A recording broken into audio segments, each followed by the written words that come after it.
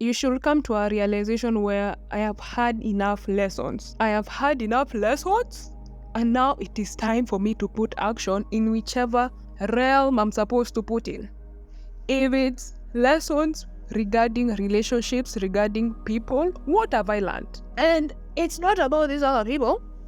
It's not about these other people. The lessons are never about these other people. They are about you. The kind of behaviors you allow, the kind of crowds you like mingling in, that you are now performing an action, that you are pursuing a certain goal, that you are not, even if you are in doubt, that the other side of things scare you enough, you not pursuing your passions scare you enough for you to be in it 100%. That self-doubt is okay, at least I can manage that. I can manage self-doubt rather than what if? What if I did it? What if I attempted? What if I let them go and pursue other people in life? That you've had enough lessons, whether it's in relationships, how you deal with people. And you see that these lessons are never about other people, they're about you. What kind of behaviors do I allow? I allow people to take advantage of me. Why? Because the answers are always within us. It's the questions that are so difficult to ask because they're painful. I just like having people around. I just want to have friends. It's so hard to admit that I'd rather keep these people around even if they're using me. So, are you even ready to deliver yourself to yourself? Are you ready to earn yourself back? You've been trying to earn other people's attention, affection, validation, recognition. You've been trying to get people to see you. Do you see that? Do you realize it? You've been trying to do that for so long. In other words, the lesson has not been learned. So they disrespect you to your core. They show you that they do not give a damn. They do you so bad, but still you go back. Still you go back. Hey. Still you go back. Still you hold no boundaries. If it's to do with your craft, still you delay. And then when you wake up on Monday, you tell yourself how you hate Mondays. If you are working on your own craft, it's as if you cannot wait to wake up for you to get to work. And it's not even work at this point. You're just building something. You're building something. You're creating something. You're bringing something to life. That vision. Pushing through the doubt. Pushing through the negative remarks. Pushing through the whispers. Because people will whisper. No, she just stays. She locks herself in her room. She does nothing. People will whisper. People will think you're doing nothing. Nowadays. Just stay where you are. You never know. You'd rather just have the little. Just have that little and be thankful. That's so weird.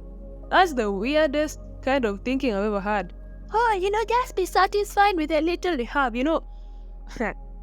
Before my leveling journey, I thought that I wanted a simple life. I had to redefine simple. For me, simple is a lot. Simple is a lot. I just want to be left alone. For me, that is what simple means now.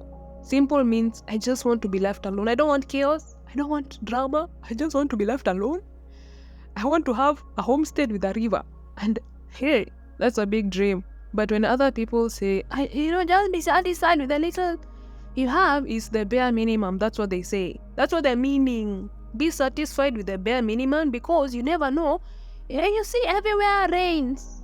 It rains everywhere. So you just where you are, you just stay. The longer you stay in environments like that, you adopt the same kind of thinking. Sometimes you think that you never will be exactly like those people. How do we learn? Through the repetition. How did you learn the multiplication table? Why am I stammering today? How did you learn the multiplication table? Repetition. How do you perfect something? Repetition. How do you learn how to cook a certain dish to perfection? Repetition. You do it severally until you understand the mechanics of it. So, How do you adopt negative thinking? Through repetition. You entertain the same people. You refuse to remove yourself from this environment. And even if you have no other option other than to be there, you see, there has to be a way, there has to be something you can do. Stop talking. Stop affirming their ideas. Wear your earphones. Block them out. Hey, but we are talking here. Ooh, give them the cold shoulder. Let them feel the change that is happening. Let them start talking, because they will. Let them form incredibly naive, incredibly wrong, which consequentially hurt you perceptions about you. Let them do that. It's you working with whatever you have, whatever tools you have, because otherwise, what else is there? What else is there? If you are in an environment that is painful to be in, what other option do you have? Ignore it or participate. You may think that I'm speaking from a point of privilege, but I'm not. I've been look, my mother told me to my face that I'm not going to end up anywhere and with anything. In Kiswahili, it sounds extremely harsh in my native language. Hakuna mali we utaienda. That's exactly what she said. There is no way you're ever going to go in life. There's nothing you're ever going to do. I've been with people who I gave my all. I've been in environments that have accepted poverty. I've been in environments that have accepted abuse, violence, ill treatment, a loss of a vision. Like, people just think that, hey, we just accept what there is. People without ambition, people without drive, and that is who I became. But life will just hit you. Life will hit you and hit you, pummel you to the ground, and it's either you wake up and observe what you're doing to yourself, because you have to take responsibility of yourself. I had to observe how I'm creating the negative in my life and decide, you know what, I'm not going to do this anymore.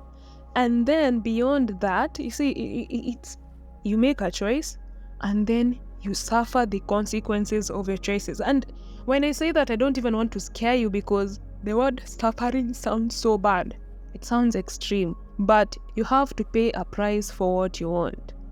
Now you have disassociated from this environment that you've been in, this toxic environment that you've been in. And so you'll have to endure the pain of watching the people closest to you just completely disown you. They will do it via their words. They will do it via their actions.